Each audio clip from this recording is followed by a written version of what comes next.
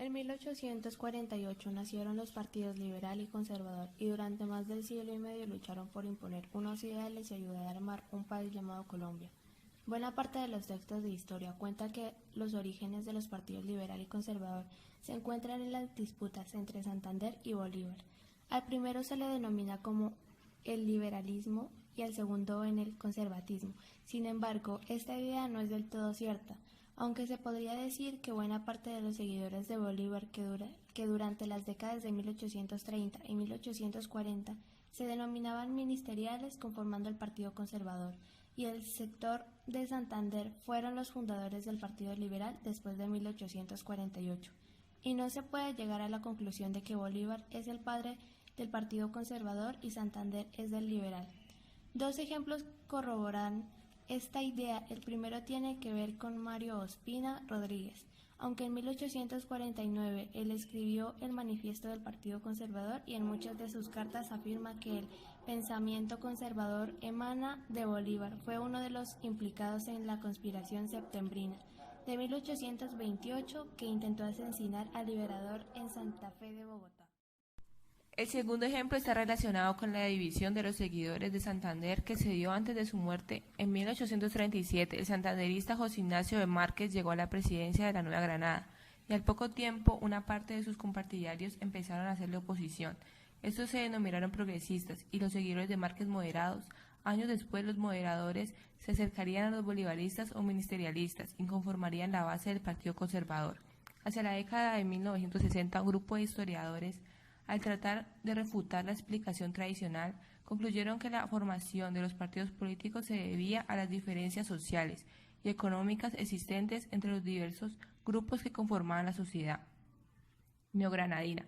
De esta manera establecieron que los integrantes del Partido Conservador eran terratenientes, ligados a la economía esclavista, y que los liberales eran personas vinculadas al comercio, es decir, a la burguesía, aunque esta afirmación contiene mucho de verdad.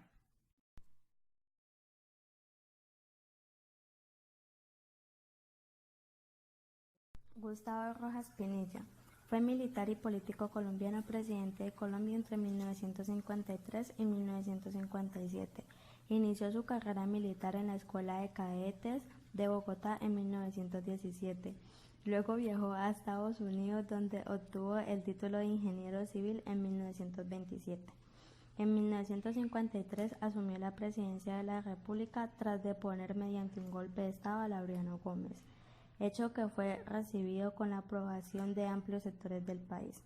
El propósito central de Rojas fue lograr la pacificación de las instituciones democráticas. Para ello propuso conceder la amnistía a los combatientes guerrilleros, la reconstrucción económica de las zonas afectadas por la violencia y la creación de un gobierno cívico-militar. Pero Rojas declaró fuera de la ley a los comunistas y mantuvo a distancia a los liberales, excluyendo del gabinete a los laureanistas. En 1957, la oposición al régimen alcanzó su mayor intensidad. Rojas, para mantenerse en el poder, acudió a la Asamblea Nacional Constituyente, que prolongó su cargo de presidente hasta 1962. En respuesta, el Frente Cívico presentó su propio candidato, al que el gobierno intentó detener. Entretanto, Alberto Lleras del Partido Liberal y Laureano Gómez del Partido Conservador establecieron las bases con un acuerdo bipartidista de alternancia del poder conocido como el Frente Nacional. Laureano Gómez. Laureano Gómez fue elegido presidente como único candidato. Los liberales no participaron tras afirmar que no tenían garantías. La violencia contra los líderes de la oposición arreciaba y el mismo hermano del candidato rojo Darío Echandia, Vicente, fue asesinado por fuerzas conservadoras. Gómez obtuvo más de 1 millón de votos, una votación histórica. Quería establecer un modelo aristocrático y corporativista, en el que el gobierno se limitara a servir de intermediario y garante de los intereses de los gremios y la Iglesia Católica. La reforma que proponía también habría impuesto la censura de prensa y restringido la libertad de asociación de los sindicatos, que hubieran perdido la protección estatal lograda con los liberales. La historia de los partidos políticos en Colombia inició durante el siglo XIX, tiempo en que la Nueva Granada se encontraba dividida por las ideologías de Francia e Inglaterra. Se crearon nuevos grupos como los indígenas. El cambio era totalmente significativo e indicaban transformar a un Estado con relaciones coloniales a un Estado con regímenes generales para todos, en el cual se suprimieron las jerarquías y se les quitara a la Iglesia el monopolio de enseñanza y creación.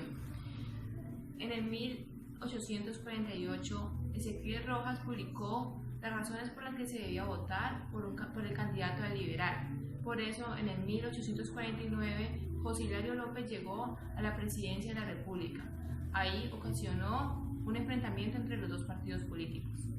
La intransigencia de Miguel Antonio Carreriel de los nacionalistas causó una división en el Partido Conservador. Esta vez un grupo de conservadores provenientes en su gran mayoría de Antioquia consideraron que para desactivar la crisis política se había gestado a raíz de la programación de la regeneración. De esta manera, ambos partidos políticos habían llegado hasta el final del siglo XIX en un enfrentamiento de grandes magnitudes, grandes divisiones. Su primer logro fue consolidar su base de seguidores. En 1957 se produjo un paro nacional en contra de Gustavo Rojas, organizado por la burguesía y los partidos liberal y conservador, en compañía de los estudiantes y de los sindicatos. Rojas presentó la renuncia de su cargo ante una junta militar. De esta manera se abrió paso a la propuesta de reconciliación política partidista que se iniciaría el siguiente año en el gobierno del Frente Nacional. Laureano Gómez. En 1950 ascendió al poder Laureano Gómez, quien utilizó a las fuerzas militares de Colombia para acabar con el bandolerismo, liberales y autodefensas, campesinas alzadas en armas. Anuló las leyes que favorecían al obrero y la formación de sindicatos.